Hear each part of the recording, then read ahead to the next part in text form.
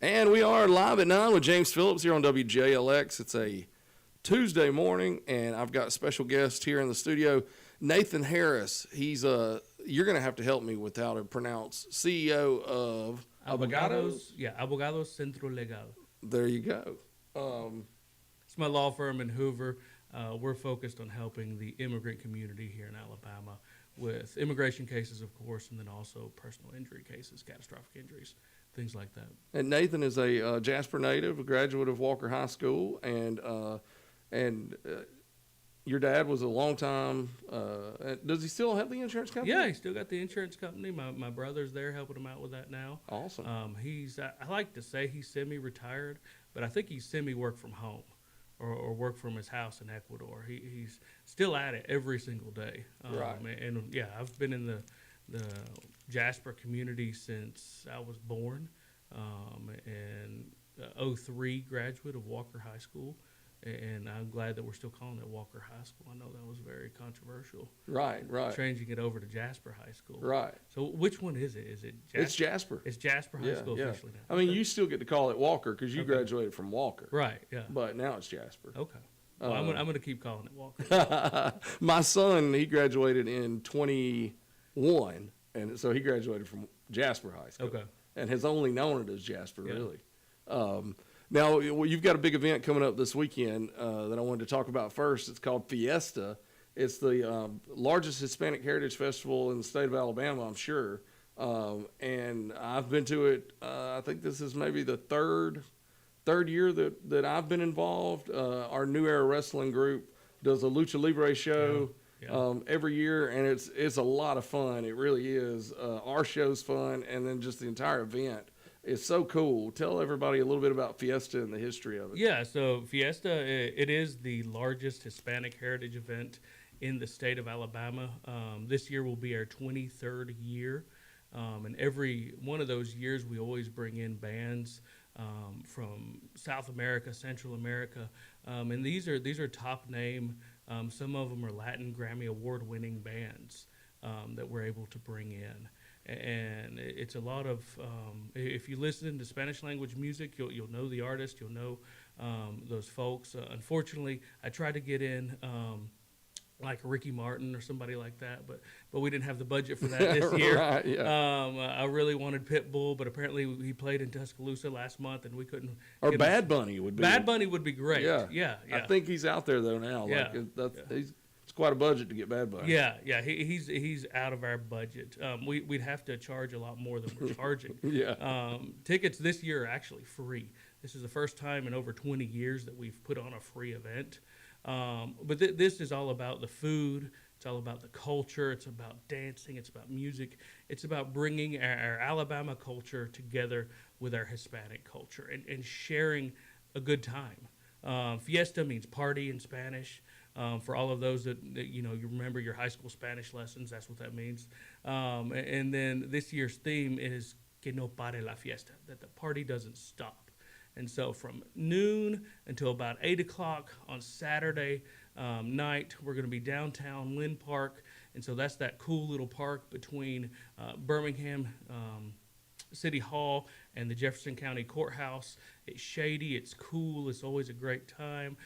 We'll be out there. My law firm, we're the title sponsor this year, and we have a cultural village where you can learn about the different countries in Central and South America and their cultural. We have a family village with free activities for kids. We have food trucks that are just outstanding. And they are. The food trucks are incredible. Yeah, it's really a main draw. And we're not just talking about a taco truck here. We've got a Puerto Rican truck that comes in. They drive up from Miami every year. We have a coconut truck. That's all they do. They cut open the coconuts and they put pina coladas in them. And I mean, it's just fantastic. Yeah, my kids, you can see them walking around every year carrying a coconut in one hand and carrying this huge, 2-foot long piece of corn in another hand. Yeah. Oh, yeah. The roasted corn is just out of this world. So we're talking about Mexican culture. We're talking about Honduran, Guatemalan, South American, Argentinian, We'll have spots set up for every one of the Central and South American countries. Places like Uruguay that I don't even think about, but twice a year. One getting ready for this event and one during the event. Right. But you can go, you can learn about it. It's great for family. It's great for basically anybody, especially this year that it's free. It's this Saturday. It starts at noon. It goes till 8 p.m. Y'all come on. You will need to register to get one of those free tickets. We'll have QR codes there on the site, so it's nothing you have to do ahead of time. Just walk up, use your smartphone, shoot that QR code, download a ticket. We'll give you a wristband, so it is a ticketed event. But we just want everyone to come out and have a great time and enjoy the Hispanic heritage. And that's mainly the way to keep up with how many people show up. Right, yeah. We're just trying to keep up with statistics, just try to know and help with security for the event as well. Right, and you guys typically have 10 to 20,000 people. Right. Every year at it. It's just an incredible event. And one of the things that made me want to be a part of it when you contacted me a few years ago is the fact that you guys give away so many scholarships to people across central Alabama. And that was one of the things that really made me say, yeah, we want to do this thing. Yeah, so this year we're giving away over $20,000 in scholarships to deserving students to go to college, and we don't put a limit on what their major can be or anything like that. We're like, hey, fill out this application, and we're going to pick these students, and we're going to give away money because look, it's hard being a college student. You got a lot of expenses. You got to pay for college, and we want to help folks go to college and advance themselves. And so over the years, we've given away hundreds of thousands of dollars in scholarships. And Fiesta, this festival, is one of our biggest fundraisers for that. So we are asking for donations. That QR code will allow you, if you're so inclined, if you're in a spot where you can do it, to make a donation. We peg the value of the event at about $15. Which I think is pretty economical, especially these days. Oh, yeah. I'm not sure that I can go to Starbucks for $15 anymore. It's difficult, I know. Yeah. So, ask that if you can, open your wallets, be a little generous, knowing that most of that is going to go to scholarships. Right. Well, and typically one of our New Era Wrestling shows, it's going to cost you between $12 and $25 to get in, even if you're just going to Swan Gym, and now you get in for free. Right. And then you've got all this others going on, and the shows are going to be, is it 1, 3, and 5? Is that correct? So the let's see. Here. Or 2, 4, and 6. 2, 4, and 6. Yeah. So the Lucha Libre, which the New Era Wrestling, y'all put on for us every single year, and it's a fantastic Lucha Libre show. I feel like it's one of y'all's typical wrestling shows, but with a little bit of sazon, a little bit of flavor. We had a little flavor to it, So y'all bring in some great luchadores from around the Southeast, and we're very, very appreciative of that. But the wrestling matches will be at 2, 4, and 6. And then this year is the first year we're having a taco eating contest. That's right. It's going to be on top of the luchador ring, which is actually in the shadow of the Jefferson County Courthouse. You can sign up that morning at the information booth if you want to be a contestant.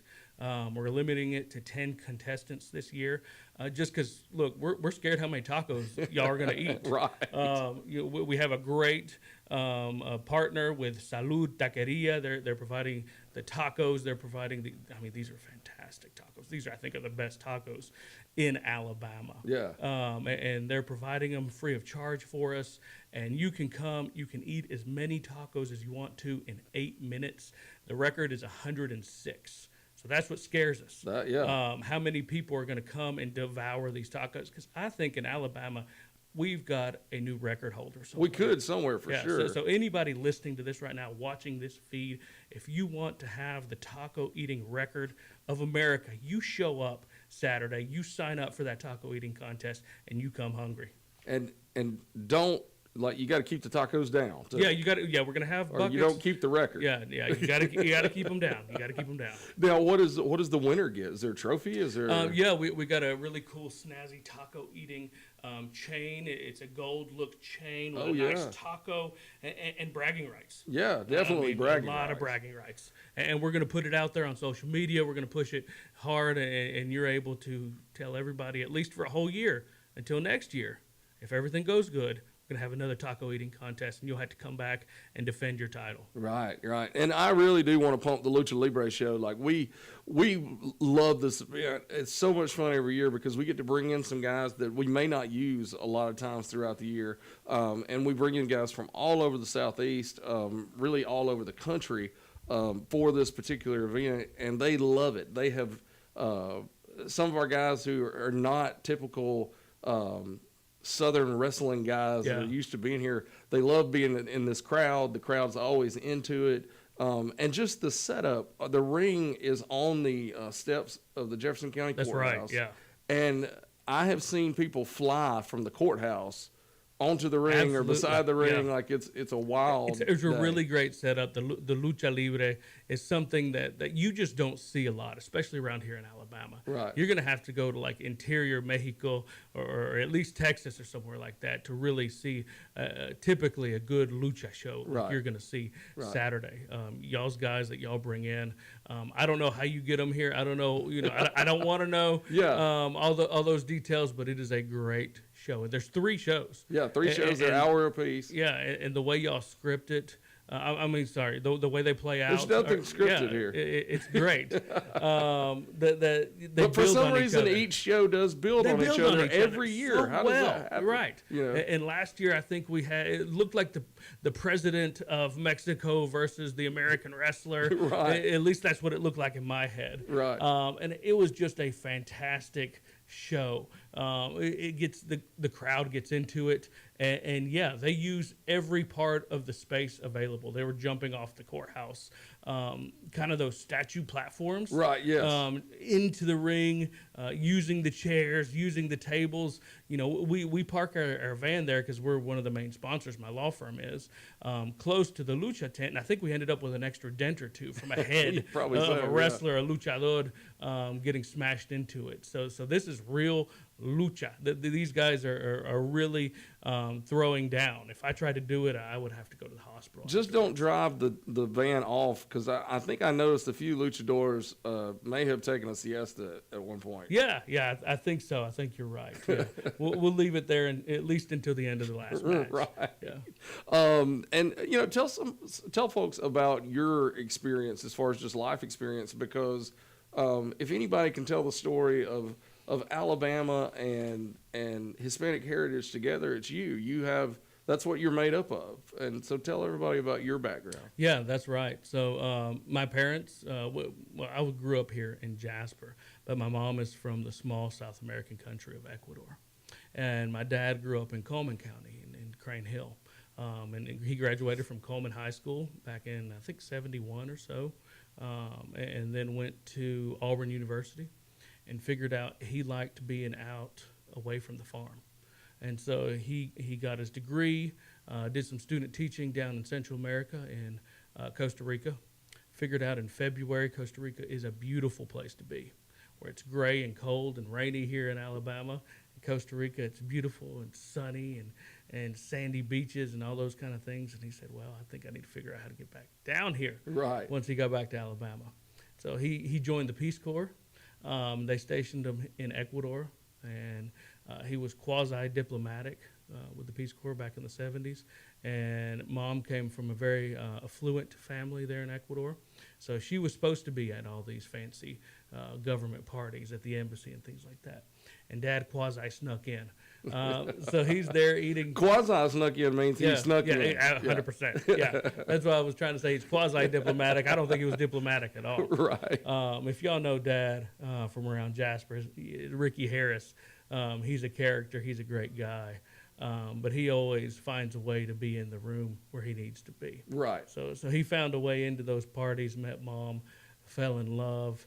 I like to tell the story that he tricked her to come back to Alabama, especially to the side of the road in Coleman County, to live in a single wide trailer when she's used to having cooks and chauffeurs and all the help and things like that. Right, yeah. That she was accustomed to.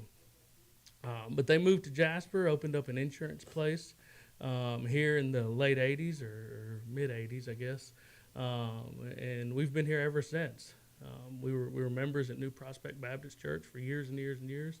I was a deacon there for several years before moving over to Birmingham. So I've shared that dual Hispanic heritage Alabama culture my entire life. And sometimes I like to say I grew up mixed up. I didn't know what, Right. what exactly I was supposed to be doing, who was the good guys, who were the bad guys, all those kind of things. And that's why I've got so involved with Fiesta and with other organizations that help immigrants in Alabama, because I saw firsthand, especially in the Jasper City schools, that sometimes, especially in the 90s, the immigrants, they would go to school, but there'd be no services. There'd be no one there to really do a lot of hand-holding and help them through classes.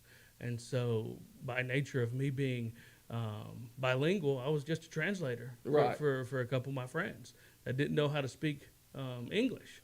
And so it started young, started early, and continue doing the same thing today. Yeah, that's awesome. Awesome story. We're going to take a quick break. I want to remind everybody that I do have Nathan Harris here. We're talking about Fiesta. It's going on this weekend at Lynn Park in Birmingham. And when we come back, I want to get into some of your immigration talk as far as things that are happening on the ground. It's a hot button topic that we hear about throughout media and all over social media. But I want to talk to you because you're here, you deal with it, and there are things that you can let us and our listeners know about that people, you read anything. So I want to talk about what's really going on and what's happening, and ways that everyday folks like us can help and help make the world a better place. Sure. So we're going to take a quick break here from our sponsors, and we'll be right back on Live at 9 with James Phillips here on WJLX.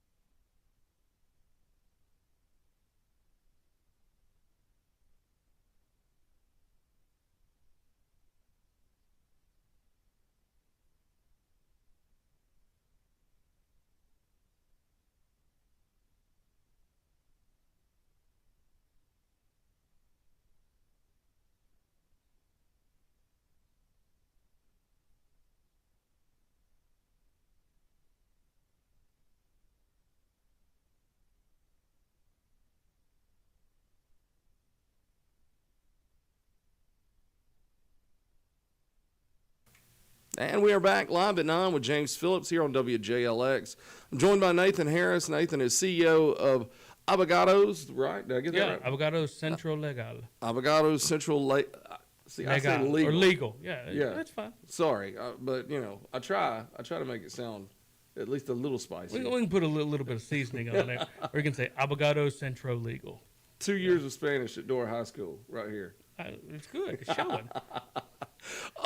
Tell me a little bit. Let's talk about your law firm, and I mean, you guys have grown substantially in the last several years. We have. What has that growth been like, and just talk to us about things that you're seeing and that you deal with on a daily basis. Right. So my law firm, Abogados, Centro, is an immigrants' rights law firm. But that's kind of hard to understand what that is sometimes. And basically what we do is we help immigrants in Alabama that have been catastrophically injured through no fault of their own.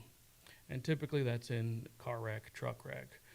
Maybe it's a work accident where they've fallen on a construction site, or we've represented people that have fallen off apartment buildings that they're helping to construct. The people that are building houses and had big concrete trucks flip over on them and things like that. All the way down to regular workers' comp cases, regular wheels or car wreck cases, things like that. And then we also do a lot of immigration law as well. We've got 3 immigration lawyers on staff, and then counting me, we have 3 personal injury lawyers on staff. So we have a total of 6 lawyers with my firm. And then we've got staff in Alabama, and then in terms of legal support staff, and then we have other staff all over the world. We've got folks in South America, Central America. We've had them in Africa and South Africa and things like that in the past as well. And so we're really trying to help the immigrant community in Alabama. And I'm also licensed in Tennessee and Georgia. So in Tennessee and Georgia, just the most that we can. And that, really just stems back to my upbringing and everything that I've seen in my life of how, it's so difficult to live in the United States and in Alabama as an immigrant. Especially now, we've got a lot going on. Immigration is a buzzword these days. We hear it. We hear everybody talking about from the president to people running, even for local, offices, maybe even city council people talking about immigrants. Right. And it's like, guys, that doesn't even really, you're not able to make any decisions about immigration. So, I've done it a long time, and I know a lot about immigrants and immigration. I certainly have opinions, and we could talk about those, about what I've seen and what is going on in terms of kind of boots on the ground. Well, and what are some of the biggest misconceptions that go along with immigrants becomes almost like a dirty word, right? Yeah. Whether you put illegal before it or not, or it's all just like it's such a hot topic now, and it's used to divide people so much.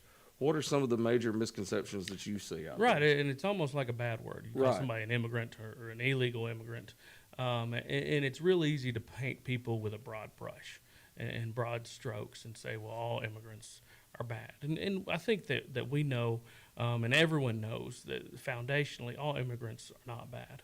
All immigrants cannot be bad. It's just painting with a broad brush and broad strokes. So, Well, it's easier to do that. It's easier to dehumanize people if you paint with a broad brush. 100%. Yeah, 100%. And look, there are clearly bad immigrants out there. Okay, let's not hide our head in the sand. There are immigrants that are murderers. Then they happen to be immigrants. There are liars, cheaters, thieves happen to be immigrants. People that cause drunk driving accidents and kill people that happen to be immigrants. But the data shows that immigrants tend to have committed crimes at far lower rates than even U.S. citizens. And we're talking as groups. And so once you start digging into the data, you see that, okay, maybe these immigrants aren't so bad.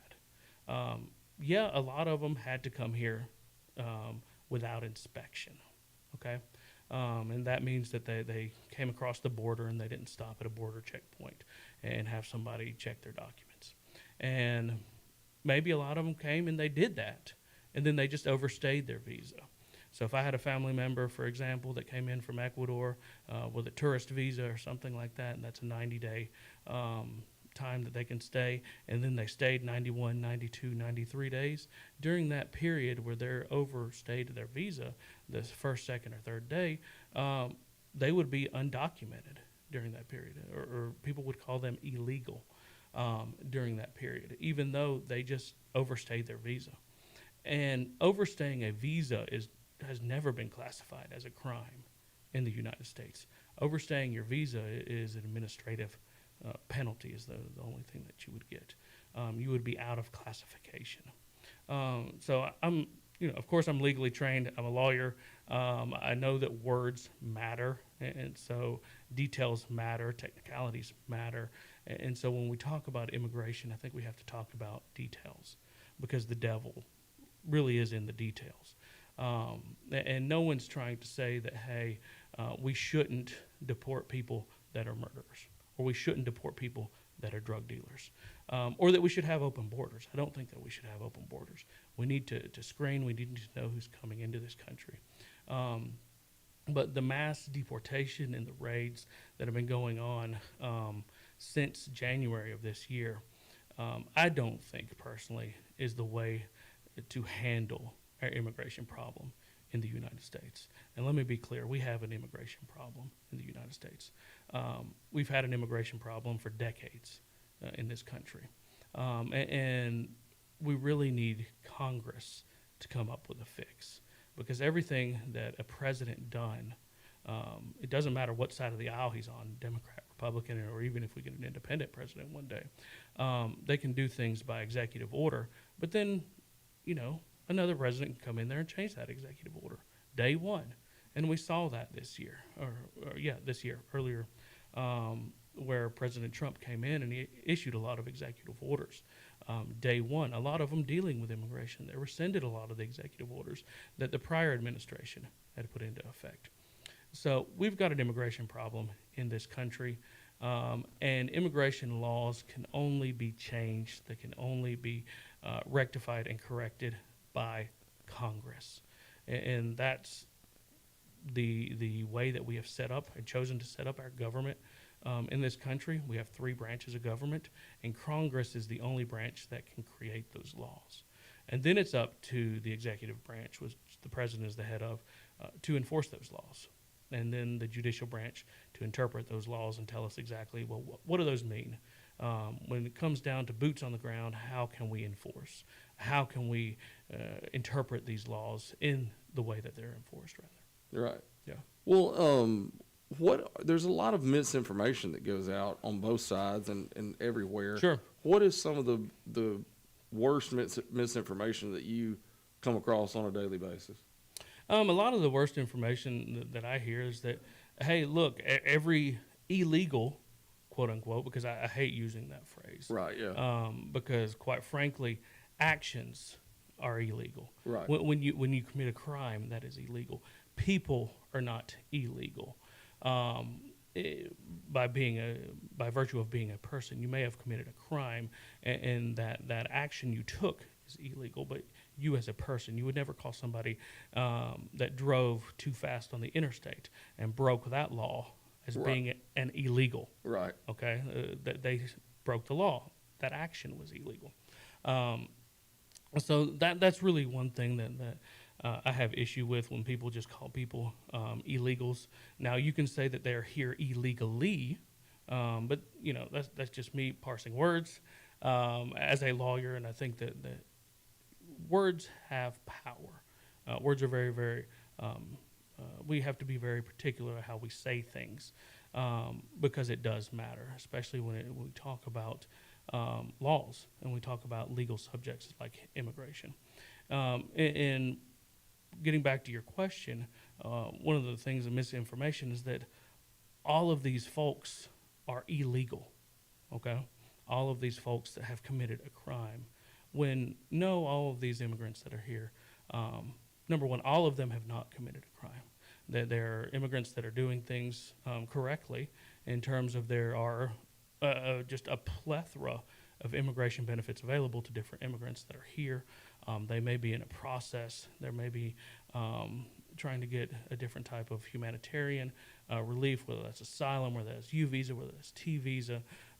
They maybe have an application for some kind of family-based petition because they have a U.S. citizen spouse or family member. There may be other things going on in their life that I can't tell just by looking at them in the face, Right. just by listening to what language they speak, just by seeing where they happen to be working or where they happen to be congregating. And so we have a whole lot of painting with a broad brush that goes on in this country just by virtue of people taking a shortcut, trying to take a mental shortcut and saying, oh, I see a group of dark-skinned folks over there, brown folks. Maybe they're Mexican, maybe they're from Venezuela. They're speaking Spanish. They're all congregated together. That they must be a group of illegals. They must be up to no good. When we have absolutely no idea until we stop and then we go and we interact with these folks and we talk with these folks. Well, and I get a lot of people try to say that if someone's undocumented or they're here illegally, it's such a drain on the system and things like that. But from the things that I've read and the information that I've seen, a lot of times the people who are here undocumented and illegally, they're still paying taxes when they Right, work. 100%. They're still paying into the system, but they're really not getting anything out of the system. 100%. And so I've never seen anybody go to Walmart and buy a Coca-Cola and didn't pay tax on that Coca-Cola. Right. So they're certainly paying sales tax. If they own any vehicles or if they own any property in Alabama, they're certainly paying those property taxes. And they're paying, for the most part, income taxes. I have friends with whole businesses set up to help undocumented immigrants pay their income taxes. And even if the immigrant doesn't have a Social Security number, the IRS is happy to send them a 9-digit number called an Individual Tax Identification Number, an ITIN, I-T-I-N. And anybody that's present in the United States can apply for an ITIN, whether you're a citizen, a non-citizen, whether you have legal immigration status or not. And the IRS is happy to give you that, happy to have you fill out those tax forms, happy to take your tax money. Now, what doesn't happen with an immigrant is they don't get to have any of those Social Security taxes or FICA or that part of your check that you never see. Right. Those don't go into an account for you like they do for U.S. citizens and other immigrants that happen to be here with status. So immigrants, especially undocumented immigrants, are paying into Social Security and Medicare and Medicaid and all these other government benefit programs, and they're never able to pull out of these programs. So we're going to see a lot of unintended consequences with the mass deportation and the raids, and one of them is going to be a substantial hit on Medicare, on Medicaid, and on Social Security, because we have a lot of phantom payers into this system through the use of these ITINs, and that money's going to dry up. Yeah, definitely. What, as far as the raids go and things like that, have you had any experience working with people who that has happened to yet? Or so we get calls every single day from family members saying, hey, we'd love to retain your services. My uncle, father, brother, mother, son have been picked up. And we look at those cases and we get involved in very, very few of them, because we only typically get involved in cases where we know that we can make a true impact. And right now those cases are, number one, getting on a fast track to deportation. Number two, there's a lot of, they're very expensive cases for us to handle. And so we just don't have a lot of extra capacity right now. But yes, we're seeing them. We've had calls from the folks that were picked up in Foley down in that raid. And there's raids that go on all the time that don't necessarily make the English-speaking media. So yeah, we get those calls all the time. And there are defenses to deportation. And so right now we're we're handling over 100 pro bono deportation defense cases in my firm, and so that's why I say we don't have a lot of extra capacity. And we've hired a new immigration lawyer this year, and we're working just as hard as we can to get Michael up to steam and up to speed so he can handle more of those cases. Right. And we're trying to take, I'm a small business owner, and we're trying to keep the lights on, and we're trying to do all those things that a small business owner has to do while still trying to give back to the community, while still trying to help as many folks as we can. Well, with you being such a bridge just as a human for Alabama and Hispanic culture, I value your opinion on this as much as anybody. What can we, as just everyday citizens in Walker County, what can we do to help the plight of immigrants, or to be able to reach out? I mean, you grew up in a small Baptist church, and that's right. I'm sure much like me, that's where you learn that you take care of people, and that there's a lot of times in the Bible where the immigrant is to be taken care of. So what can we do and to cut through all the games and all the bad words and things like that? What can we do just to make sure that humans are being treated equally, and that all of our neighbors are taken care of? Right. And I remember, and I paid attention in Sunday school, and I think that's something that we need to do more of, is pay attention in Sunday school and in children's church, because there's some great lessons, foundational lessons there, like the Good Samaritan, how we're supposed to be helping people, even if they're not from, our socioeconomic background, even if they're not from our country, even if they're considered unclean. There's all these undercurrents to these Bible lessons that it seems that a lot of people need to revisit and reread and look again. But it's the small mercies that you can do every single day. If you don't know any immigrants, well, step out of your comfort zone. Get to know some immigrants. Get to know some people that don't look like you. Start having a conversation. Because what I've found is people, even though that you might have ideas and thoughts about immigrants and immigration, but the ones that the immigrants that those are the ones you hold dearest to. Those are the ones that you think are great. Those are the ones that, those immigrants that you would raid the gates of hell for, right. Basically.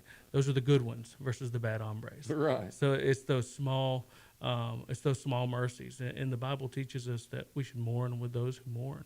We should weep with those who weep. When these things happen, be there, be that shoulder, be that assistance in that situation with what's going on. In addition to that, get to know your legislators. Get to know Matt Woods here in town. Get to know the rest of the legislation delegate from Walker County. Talk with them and let them know that, hey, your immigrant neighbor is important to you, that they're human beings, and that just have a conversation with them. So hopefully next time that they have an anti-immigration bill come up, that they'll think about you. They'll think about a conversation that you had with them about how it really affected you and how it really affected your immigrant neighbor when their father was taken away, picked up in an ICE raid. Even though their father may be here, a 20-year immigrant, he's been working, he's been providing for his family, who may have a daughter that goes to Walker High School. Jasper High School. Jasper High School. Oh, sorry. Or Maddox or T.R. Simmons right. or Park or wherever it is. That they have kids that are loved and beloved by the teachers, by the students, that they're integral parts of society, that they haven't committed any crimes other than maybe walking over a border without inspection. They didn't stop, that they came because, quite frankly, they were forced to. We're dealing with this immigration problem, but it's not a new problem. It's a problem that was created over years and over decades. A lot of it by U.S. policy.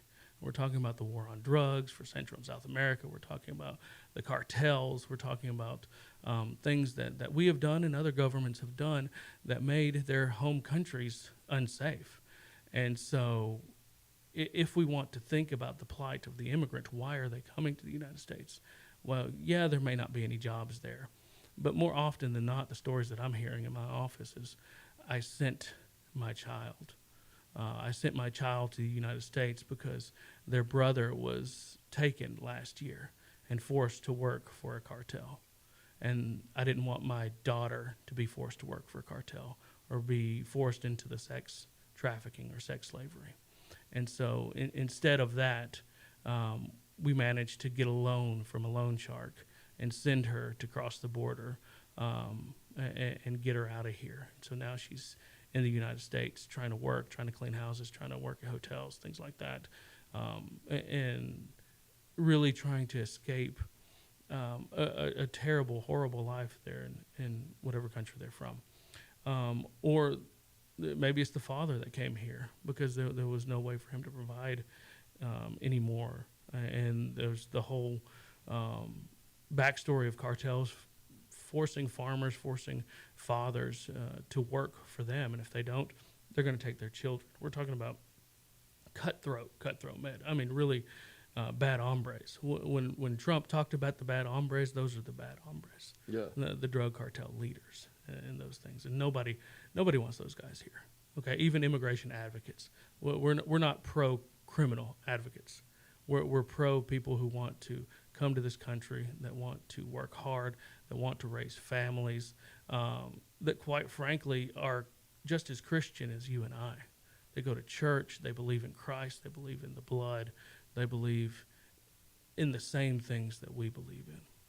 Yeah, I mean, I honestly think if anybody can know the plight of the immigrants, it's the people of Walker County. It's the people in rural Alabama who've their entire life all they've done is fight, and all they've done is work. Yep. and want to raise a family and live a life of just happiness, you right. know. And I think anybody should be able to understand that for sure. Yeah. All right. How about before we go, a little bit more about Fiesta coming up on Saturday, 12 noon till about 8 o'clock at night. That's right.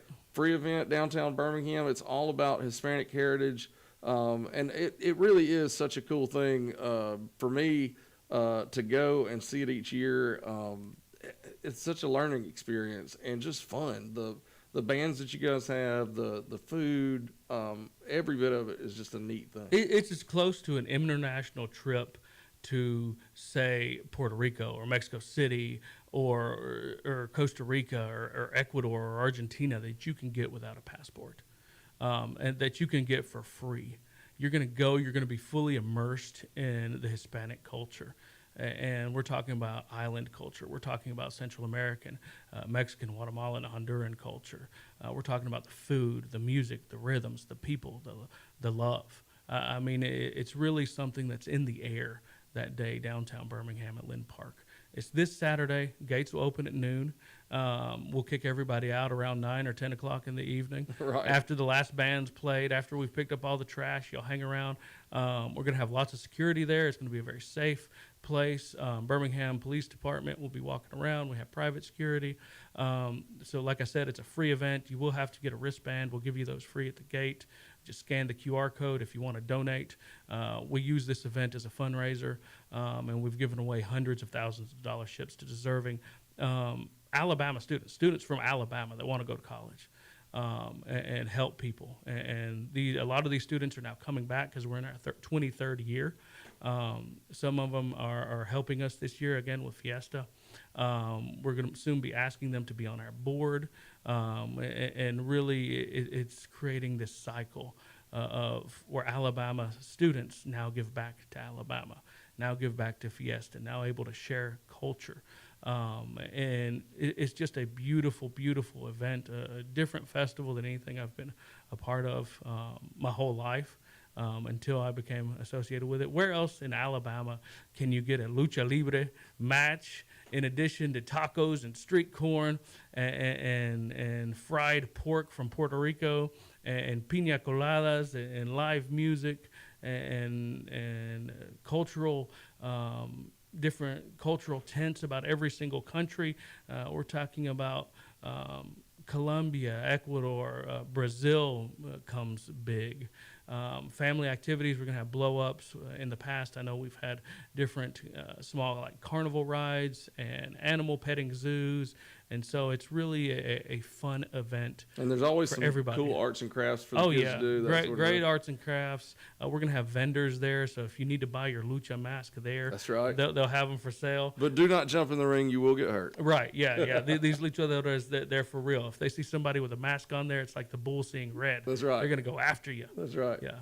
But I want to invite everybody out this Saturday, Lynn Park, downtown Birmingham. It's going to be a great event. It's going to be a lot of fun. We've got great sponsors. My law firm, Abogados Centro Legal, is the title sponsor. So this year, it's free to anybody that wants to come.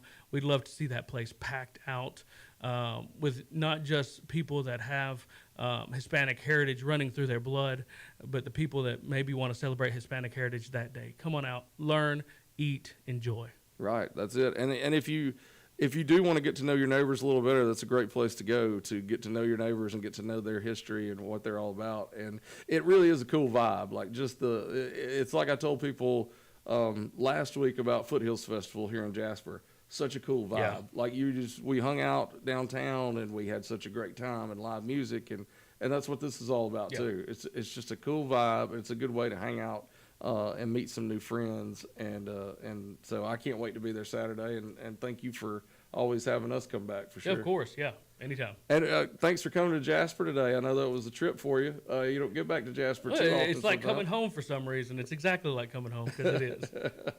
Well, everybody, thanks for tuning in today. Tomorrow we'll be back on Live at 9. I've got Pastor Alan Bailey is going to be my guest tomorrow. He has a new book that he's written that's out that we'll talk about some other things that he and his family are involved with as far as their ministry goes. And until then, be kind and love, and we'll see you tomorrow on Live at 9 on WJLX.